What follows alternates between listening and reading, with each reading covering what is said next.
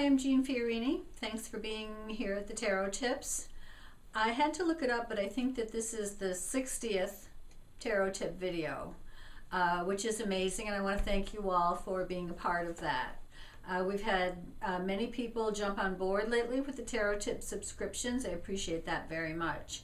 I'm always looking for ideas about things to talk about in the Tarot Tips. After 60 videos, we've covered a lot of ground.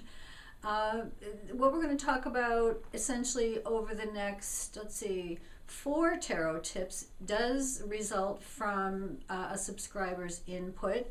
That person asked if we could talk about particular cards within the deck that seem to have a variety of different meanings.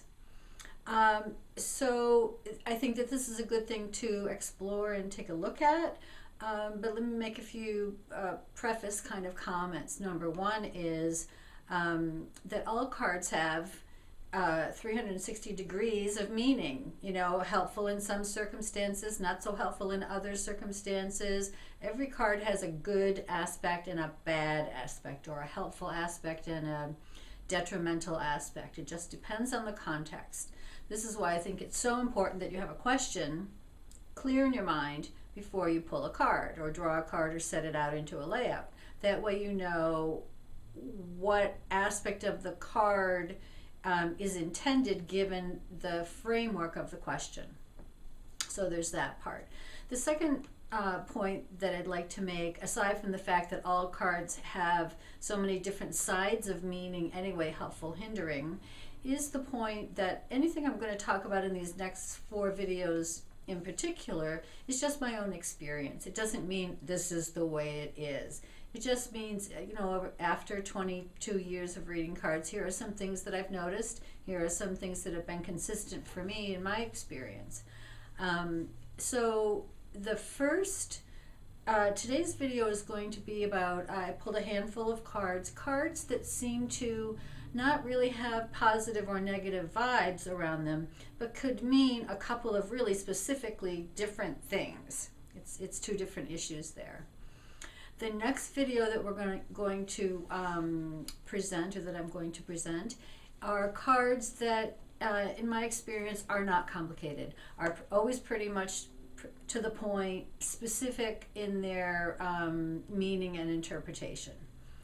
The third video we're going to look at is regarding cards that we might think of as good cards, or, oh, I want to get that card, but that might have negative implications of cards that we might consider good cards. And then we're also, in the 4th video, going to look at cards that maybe we think of as bad cards or difficult cards, or I don't want to get that card. How those cards sometimes can be helpful, can move us further along in our growth, can be something that's really useful for us. So with those kinds of thoughts in mind, the main one being that cards automatically have different shades of meaning within their certain sphere, but that the cards we're going to talk about today, they could mean this, they could mean this, they could mean this, they could mean this, kind of different in specific, pointing to different specific issues. And secondly, that always take whatever is in these tarot tip videos or in any other book or video that you might see. Take what works for you and leave the rest behind. These ideas are put out to encourage you to find your way with the tarot, not to have you believe the way I believe or work the way that I work. It's really important for every person who works with the tarot to find their own methods, find their own perspective on the thing, and bring their own truth to the table when they read their cards. So having said all that, let's go take a look at the tarot table, and I'll show you some of the cards I picked out today. The first card I'm going to put out here is the Refund card. This card always, for me, begs the question, is the person who's asked the question being the teacher, or is the person who asked the question the student? Who is the teacher? Who is the student? Anybody who teaches anything recognizes that every time you teach something, you learn something about the subject. So there's that aspect of this card. But oftentimes, when the Hierophant comes up in a reading, I have to ask myself the question, is the person the student, the person who needs to learn the lesson, the person who needs some guidance, the person who needs to be informed by somebody with a little bit more life experience? Or is somebody modeling life experience, wisdom, integrity for somebody else? Who is the Hierophant card pointing to?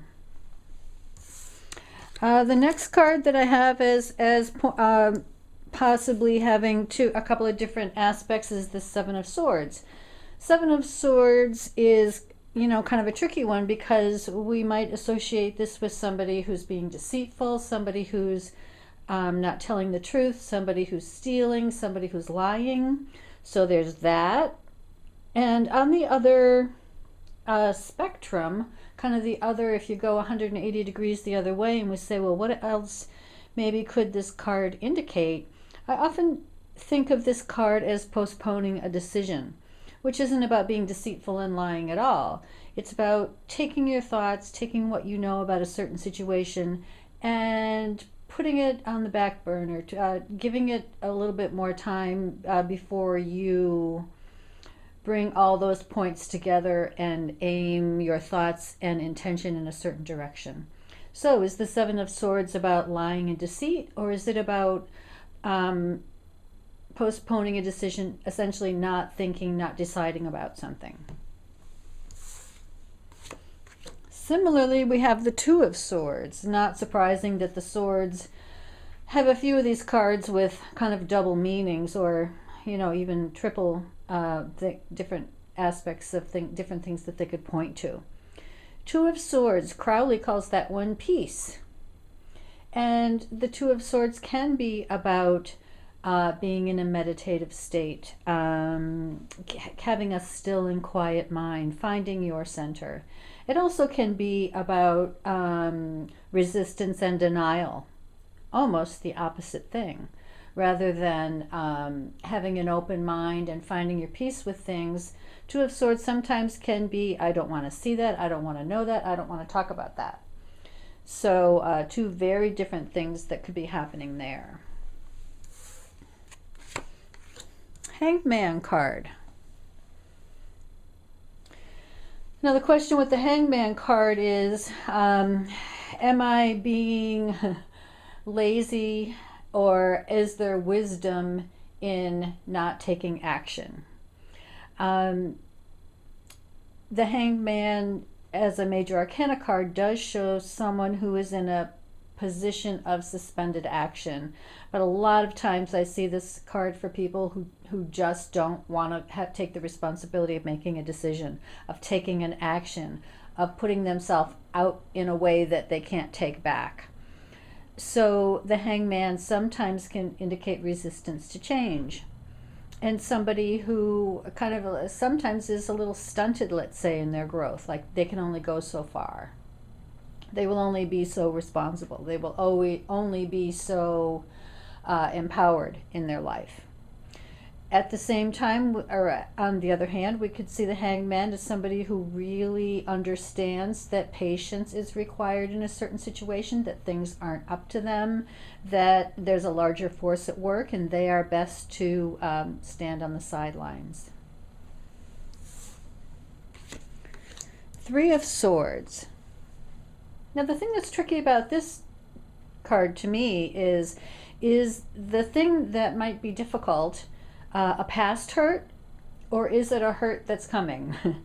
I think of this card almost, if it's a hurt that's coming, as almost inevitable, that there's something intrinsically flawed with the system and it's going to come to the surface pretty soon, one way or the other. So sometimes with this card I'm wondering, is this a hurt to come, or a disappointment to come? Or is this a past hurt that's looking to get resolved or reconciled? All right, the World card. This one's tricky, I think, because of where it comes up in a reading. The World card is a card of completion, of resolution, of everything being in its place, of everything kind of wrapped up. I think of this like doing a very large jigsaw puzzle, and you've put in the last piece and there's really nowhere else to go. So in some ways it can say, yes, your goals will be accomplished. Yes, you will reach completion. Yes, the world needs what you have to offer. At the same time, this card could indicate, depending on where it came up, that it's already a wrap, that things have already completed and there's no place for you. Sometimes this is a card that I see when people are ready to close out their bank book on life, so to speak, when they're ready to leave, when they're ready to pass. And so along, so do we get with the World card, yes, you keep striving for your goal, or is it more a case of the goal has been reached and there really is there are no more moves for you to make, no more effective moves for you to make? Along those lines, I'm going to throw in the Sun card as the last card here. This is a card that sometimes is associated with births, with freedom, with release from the constraints of worry.